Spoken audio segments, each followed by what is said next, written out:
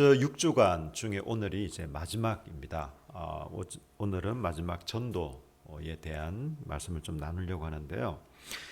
여러분 전도하면 기분이 좋고 마음이 편하고 아주 마음이 상쾌해진다. 그런 분 혹시 계실까요? 네. 그런 분 계시면 참 좋겠지만 쉽지가 않죠. 왠지 좀 부담스러워. 중요하다는 건 알겠는데 왠지 좀 부담스러운 단어가 전도일 것 같습니다. 전도 혹은 선교. 여러분 제가 담임 목사 칼럼에 전도와 선교의 그 차이점에 대해서 간략하게 지면상 간략하게 제가 그렇게 써놓긴 했는데요. 보통 타 문화권의 복음을 전하는 걸 선교라고 하고 또 같은 문화권, 동일한 문화권의 복음을 전하는 것을 전도라고 이렇게 얘기를 합니다. 우리가 전도가 중요하다는 건 다 압니다.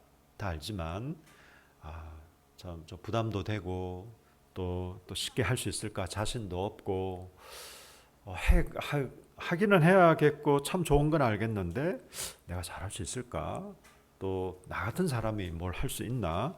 또 이런 생각도 들고 또 어쩔 때는 좀 귀찮기도 하고 그런 게 전도가 아닐까라는 생각을 해보았습니다. 그래서 제가 첫째로 좀 나누고 싶은 것은 이것입니다. 왜 사람들이 전도에 큰 관심을 가지지 못할까? 전도가 왜 나와 큰 관계가 없다고 생각하는 것일까?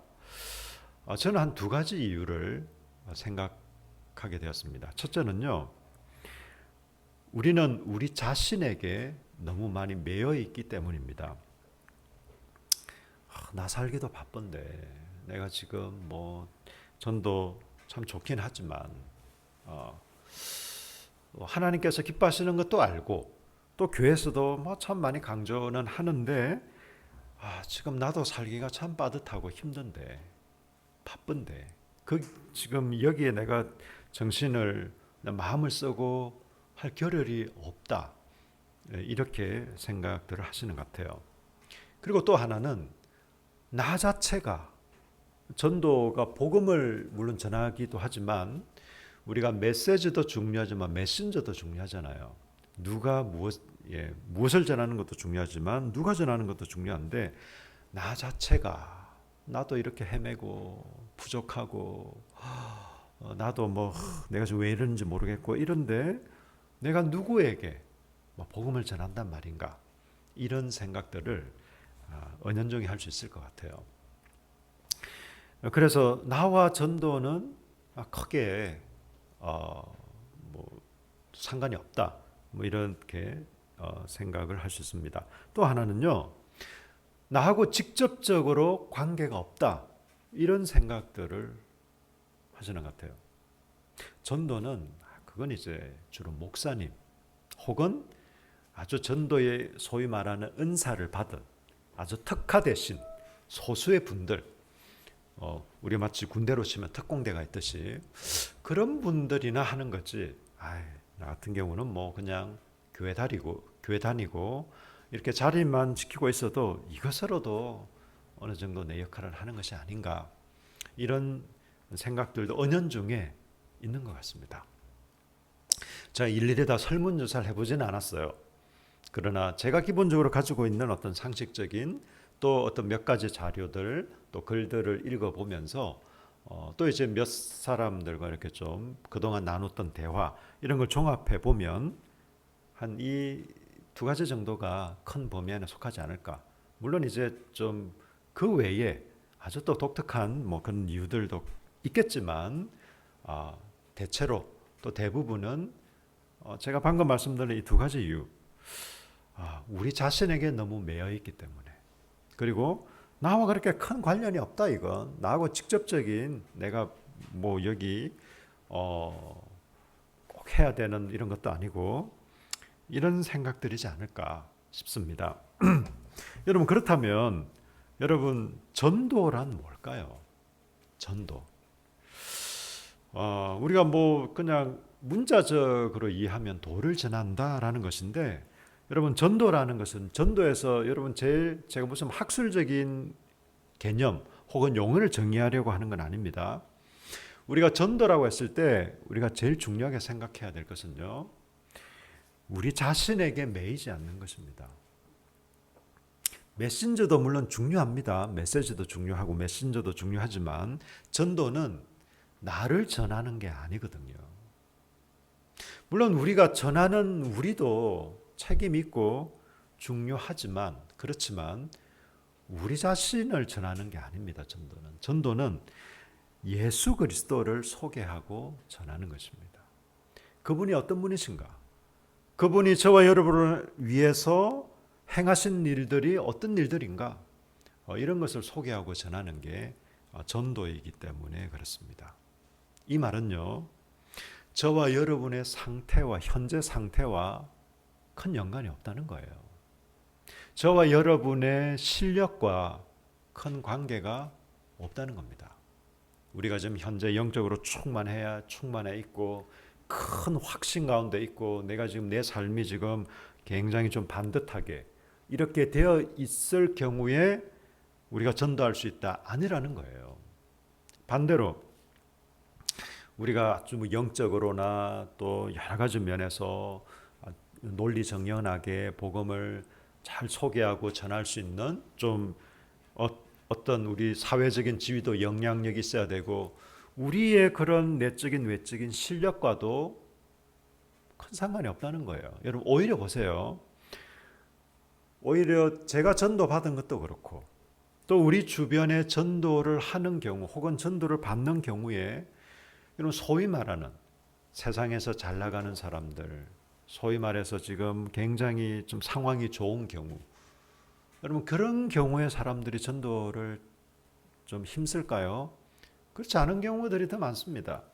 오히려 힘든 중에, 오히려 실패하고 낭망하고 어려운 중에 전도를 하는 사람도 그렇고 또 그런 과정을 통해서 하나님께로 나오는 사람도 그렇고 반대의 경우들이 사실은 더 많습니다. 여러분 꼭 기억하십시오. 여러분의 상태와 여러분의 실력과 전도는 무관합니다. 예, 상관이 없습니다. 물론 우리가 하나님을 믿지도 않는데 전도할 수는 없어요. 그건 정말 인간적으로 얘기하면 그건 좀 나쁜 사람입니다. 예를 들면 내가 어느 식당에 가봤는데 정말 맛없더라. 근데 그 집을 소개한다? 정말 그건 나쁜 거죠. 그냥 너도 한번 당해봐라 이거잖아요. 우리가 하나님을 믿지도 않는데 복음을 전하고 예수님을 소개할 수는 없습니다. 저는 그런 말씀은 아니고 우리가 부족해도 우리가 완전하지 않아도 지금 내 현재 상황이 내가 생각해도 썩 좋지 않아도 내가 지금 뭔가 그냥 뭔가 이 다른 사람한테 자신 있게 말할 수 있는 내적으로나 외적인 상황이 되어 있지 않아도 우리가 복음을 전하고 예수님을 소개하는 데는 전혀 상관이 없다라는 것입니다. 여러분 오늘 우리는 요한복음 4장을 처음부터 다 읽진 않았지만 여러분 아마 아실 겁니다. 사마리아 여인 이야기인데요. 여러분 사마리아 여인 아시잖아요. 이 사마리아 여인은 남편이 5명이었고 이제 여섯 번째 이 사람도 남편은 아닌 것 같고 동거인인 것 같습니다. 이런 여인, 여러분 지금도 여러분 제가 삼혼까지 한 분을 제가 직접 본 분은 그렇습니다. 직접 본 사람은 삼혼까지 이제 한 분인데 여러분 결혼을 5번 하고 지금 6번째 동거남과 함께 살고 있는 여인을 지금 현 시대에서도 보기는 그렇게 쉽지는 않을 겁니다. 혹시 계실 수는 있지만 아주 소수이겠죠. 근데 여러분 2000년 전에 이 시대에 이런 여인은 정말 찾기 힘든 여인입니다. 지금도 여러분 만약에 이런 사람이 우리 주위에 있다면 우리는 어쩌면 좀 편견과 선입견을 가지고 그분을 볼 가능성이 많겠죠. 그런데 여러분 이 시대는 말할 것도 없겠죠. 사회적으로 그것도 유대 사회에서 거의 뭐 낯을 들고 다닐 수 없는 좀 사회적으로 굉장히 소외되어 있고 또 따돌림 당하는 이런 여인이었습니다. 이 여인이 우여곡절 끝에 예수님을 만납니다. 그리고 동네 사람들에게 예수님을 소개합니다. 여러분 제가 그래서 설교 제목을 전도, 바로 그를 주선하는 것이라고 했는데요. 여러분 저는 사타수 일안타입니다. 무슨 말인지 혹시 이해하십니까? 4번 소개팅을 주선했는데 한 번 성공했습니다. 네, 그분들은 지금 2번인가요? 맞습니다. 오타수 이안타입니다. 예, 네, 수정하겠습니다. 타율 4할이면 괜찮네요. 네, 제가 이제 한 분은 지금 저기 합천 쪽에 목회를 하고 있는 목사님과 사모님, 제가 2분을 소개하고, 근데 뭐 별다른 감사 인사가 많지는 않습니다. 네, 그리고 또 한 경우는 지금 천안에서, 그분들은 이제 재혼 부부신데 뭐 나름대로 뭐 살다 보면 이런저런 일도 있겠지만 어쨌든 지금까지는 잘 살고 계신 것 같아요. 나머지 3분은 실패했는데요. 제가 심지어는 이런 경우도 있어요. 그 남자분이나 여자분이나 둘 다한테 욕을 먹었습니다. 아니 그때 제가 이제 전도사였을 때거든. 아니 전도사님, 저를 어떻게 보고 이런 사람을 소개합니까? 양쪽 다 그러는 거예요. 제가 밥 사면서 2 사람 잘 되기를 바라는 마음에 소개했다가 제가 그때 경험으로 함부로 소개하면 안 되겠구나, 네, 이런 생각도 좀 하고 했습니다. 여러분 주선하는 것, 소개하는 것. 여러분 사마리아 여인이 예수님을 만납니다. 그죠? 예수님을 만나고 예수님이 적어도 메시아, 구원자라는 것을 알게 되었습니다. 여러분 우리가 읽은 13절과 14절 예수님과 이 사마리아 여인의 대화 속에 이런 대화가 나옵니다. 예수께서 대답하여 이르시되 이 물을 마시는 자마다 다시 목마르니와 내가 주는 물을 마시는 자는 영원히 목마르지 아니하리니 내가 주는 물은 그 속에서 영생하도록 솟아나는 샘물이 되리라. 여러분 예수님께서 이 사마리아 여인에게 물을 매개체로 사마리아 여인과 대화를 하게 됐잖아요. 물 좀 달라 해서. 보통 유대 남자가, 여러분 유대인들은 사마리아인과 사실은 상종을 하지 않거든요. 대화 자체를 하지 않습니다. 그 사마리아 사람들이 가는 길로도 잘 가지 않거든요. 유대인들은 상종 자체를 하기 싫어서. 그런데 이 유대 남자가 그것도 사마리아 여인에게 말을 겁니다. 굉장히 신기했을 것 같아요. 이 사마리아 여인이 또 신기하기도 하고 고맙기도 하고 낯설기도 하고, 그러면서 이제 대화가 이어졌는데 그 중에 그렇게 얘기를 하는 것이죠. 내가 주는 물을 마시면 영원히 목마르지 않겠다. 지금 그 말씀을 하십니다. 자, 그 말씀을 하시고 하여튼 이런 저런 과정을 통해서 이 사마리아 여인에게, 제가 이때 한번 곰곰이 생각해 봤습니다. 이 사마리아 여인이 예수님에 대해서 얼마나 확신을 하게 됐을까? 물론 이 사마리아 사람들은 지금 우리 주변에 전혀 하나님을 모르는 이런 사람들하고는 조금 다르긴 합니다.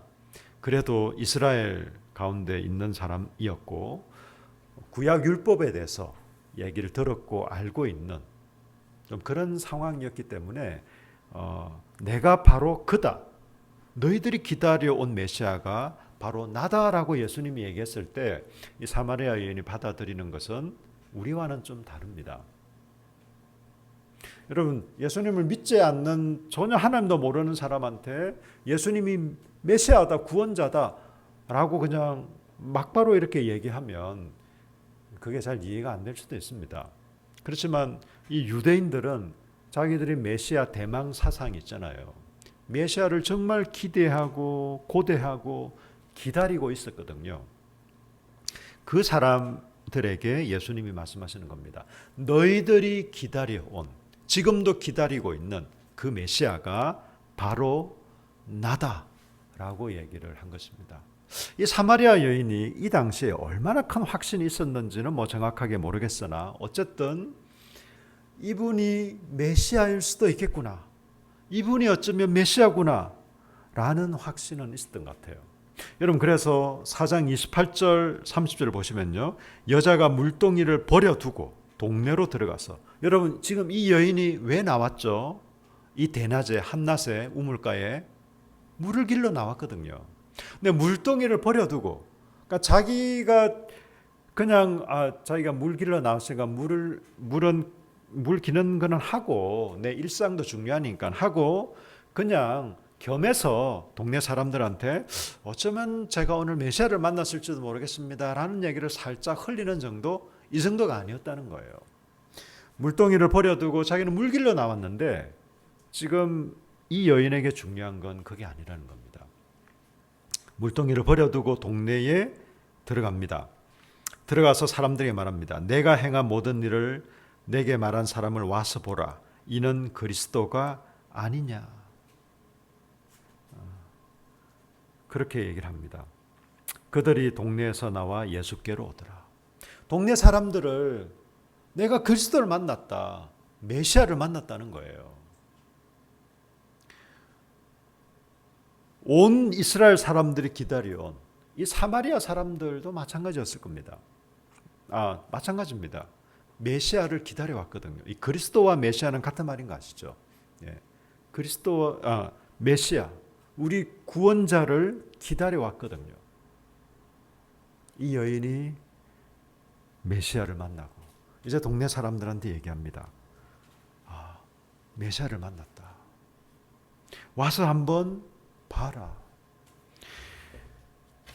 여러분 그랬을 때 어떻게 됩니까? 39절로 이제 42절에서 그 여자의 말이 내가 행한 모든 것을 그가 내게 말하였다 증언하므로 그 동네 중에 많은 사마리아인이 예수를 믿는지라.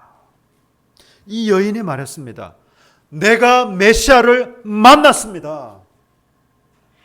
와서 한번 이분을 만나보세요. 이분의 말씀 한번 들어보세요. 라고 이 사마리아인이 얘기를 한 거예요. 누구에게? 자기 동네 사람들한테. 여러분 이 여인이 동네 사람들한테 영향력이 있는 사람일까요? 아마 아니었을 겁니다, 여러분.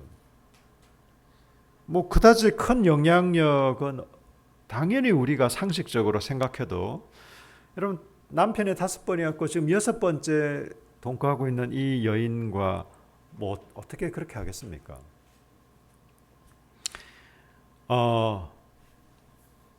그다지 영향력이 있었던 건 아니지만 그렇지만 여러분 이 여인의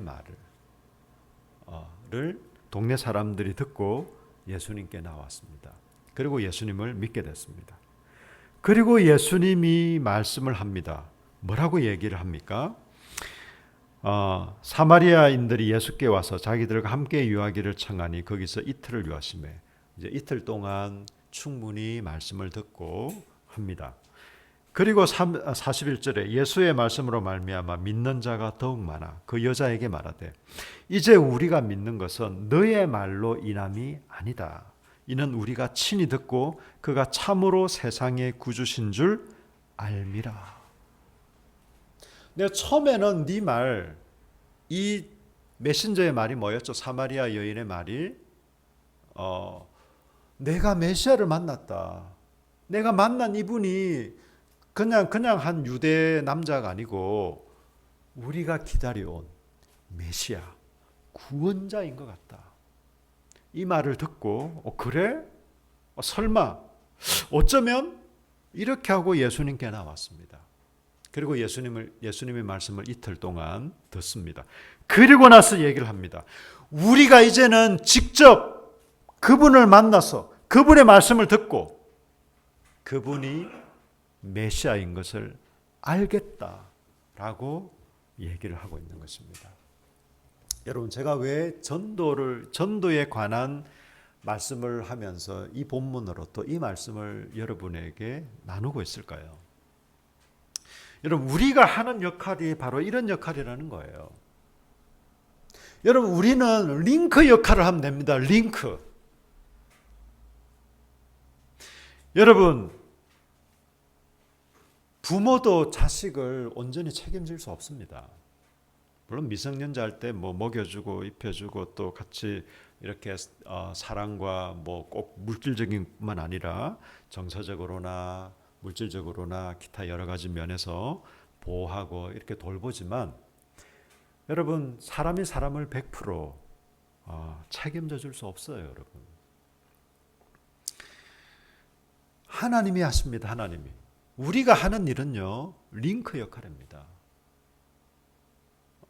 하나님을 알지 못하는, 인생을 왜 살아야 되는지, 어떻게 살아야 되는지, 어떤 도움이 있는지 알지 못하는, 여러분 뭐 사회적으로 좀 성공적인 인생을 살고 있다 할지라도 뭐 어떤 사회적인 지위나 그가 하고 있는 일에서 나름대로 성취감과 만족과 삶의 의미를 서로 누린다 하더라도, 여러분, 하나님 없는 인생이 참된 인생, 온전한 인생이 아니라는 것을 우리는 너무나 잘 알고 있지 않습니까? 그 사람들에게 우리는 예수님을 소개하고 예수님께로 인도하는 것입니다. 여러분, 그러면요, 하나님이 하시는 거예요. 하나님이 그 사람을 만나 주실 겁니다. 그 사람 인생에 개입하는 겁니다. 그 사람과 동행하는 것입니다. 또 그런 사람들의 공동체인 우리가 한 가족으로 또 하나님과 함께 이런 삶을 살아가겠죠. 여러분, 기억하십시오. 우리가 여러분 뭘 줄 수 있는 게 없습니다, 여러분. 물론 우리의 친구, 우리의 친한 사람, 가족, 우리가 친절함, 또 따뜻함, 관심, 배려, 이런 거는 당연히 할 수 있겠죠. 그건 좋은 것입니다. 그건 계속 해야 되는 것이기도 하지만, 우리가 여러분 궁극적으로 줄 수 있는 게 없습니다. 하나님만이 주실 수 있습니다. 그래서 우리가 할 수 있는 일, 해야 되는 일은요, 하나님께로, 예수 그리스도께로 이끌어주는 것, 만나게 해주는 것. 우리가 직접적으로 복음을 전하기도 하고 또 교회로 인도하기도 하고, 어쨌든 그래서 그가 친히 하나님의 말씀을 듣고 하나님 그분을 만나고 알아가도록 하는 것입니다. 여러분, 예수님이 이 요한복음에 보면 여러 가지 좀 상징적인 표현들을 하는데요. 그 중에 하나가 이 생수입니다. 생수. 우리가 뭐 흔히 먹고 있는 생수. 여러분, 예수님이 요한복음에서 이렇게 상징적으로 말씀하시는 이 부분은 구약의 어디를 모티브로 할까요? 네. 생수도 그렇고 생명의 떡도 그렇고, 여러분, 이 생명의 떡이라는 게 정확한 번역은 아닌 거 아시죠? 정확한 번역은요, 생명의 밥입니다. 밥. 우리는 떡이 주식이 아니잖아요, 그죠? 서양 사람들한테는 빵이겠고, 번역을 그래서 그냥 브레드를 그 떡이라고 번역하긴 했는데, 우리로 치면은 그냥 밥이 더 맞겠죠. 생명의 밥이 되신 분, 생수, 생명의 물이 되신 분, 이런 것들은 다 출애굽, 광야 생활을 모티브로 하는 겁니다. 이스라엘 백성들의. 여러분, 저는 이집트와 이스라엘을 단기 선교로 한 3번을 갔다 왔습니다. 여러분, 이집트도 그렇고 이스라엘도 그렇고 이 광야는요, 한마디로 죽음의 땅입니다. 죽음의 땅.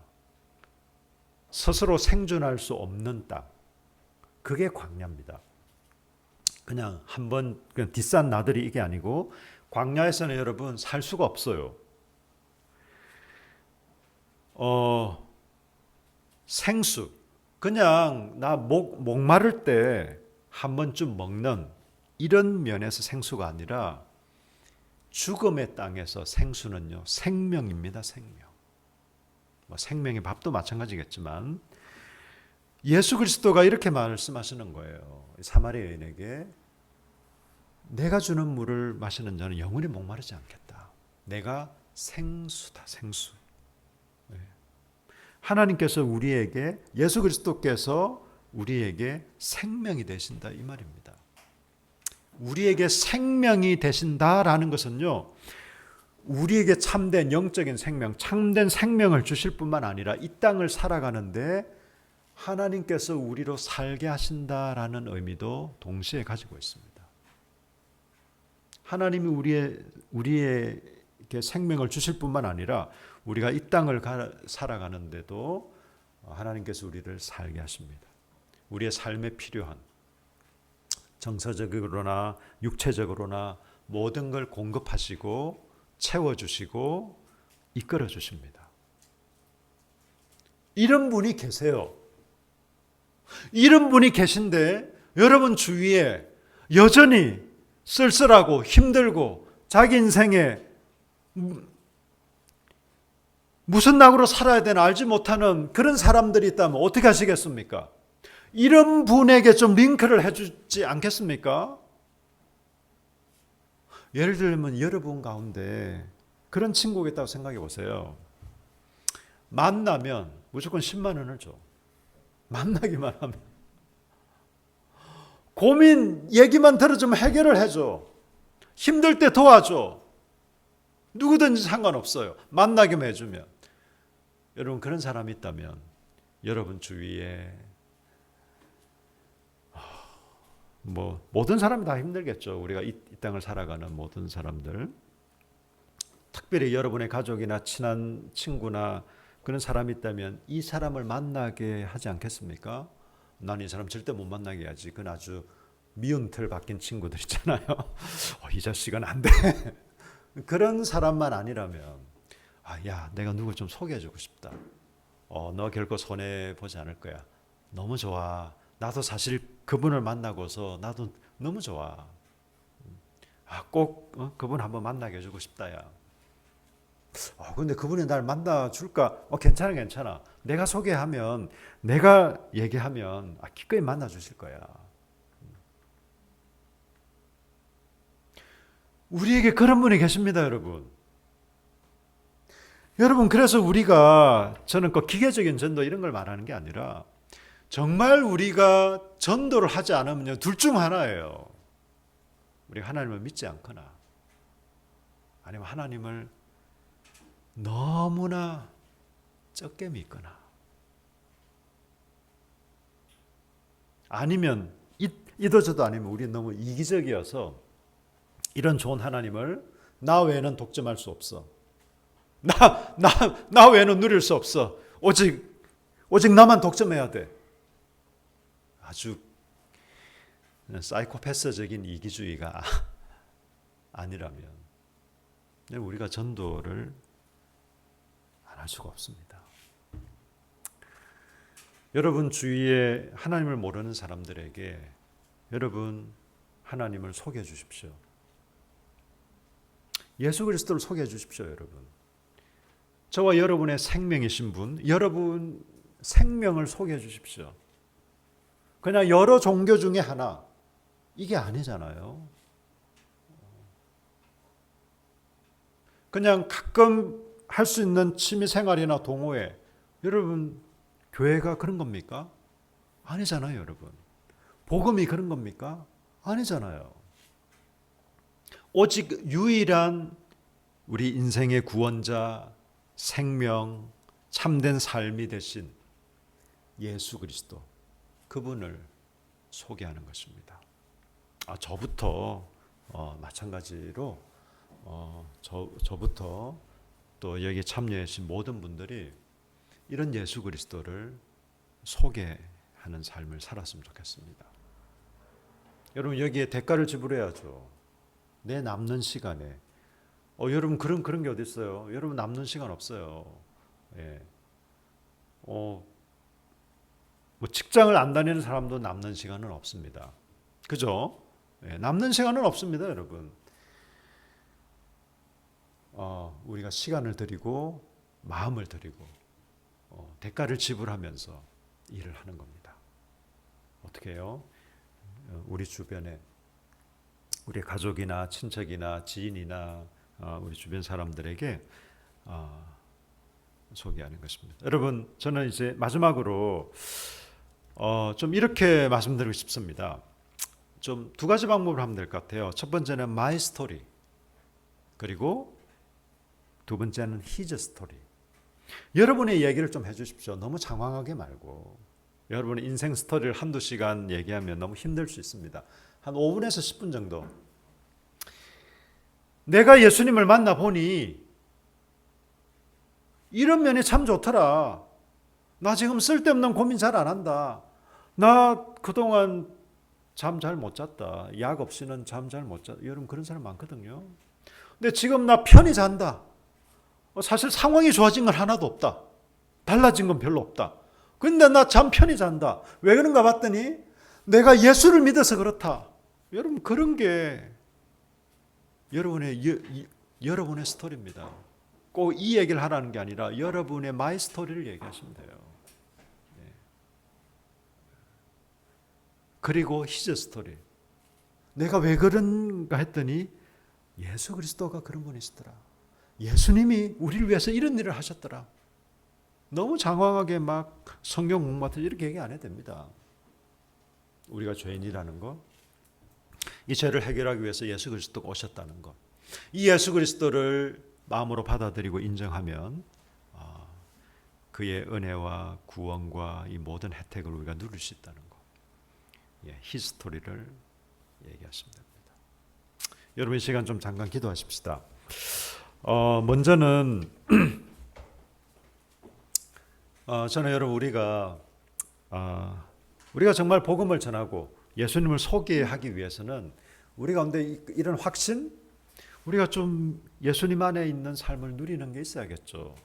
뭐 보여주기 위해서가 아니라 우리가 그런 확신, 이런 기쁨도 없는데 어떻게 소개하겠습니까, 그죠? 그래서 먼저 우리가 예수님 안에 있는 예수 그리스도를 만난 이 기쁨, 또 이 감사를 충분히 누릴 수 있도록, 그리고 우리가 아주 이기적인 사람이 되지 않도록 우리가 이 예수님을 좀 소개하고 흘려보낼 수 있도록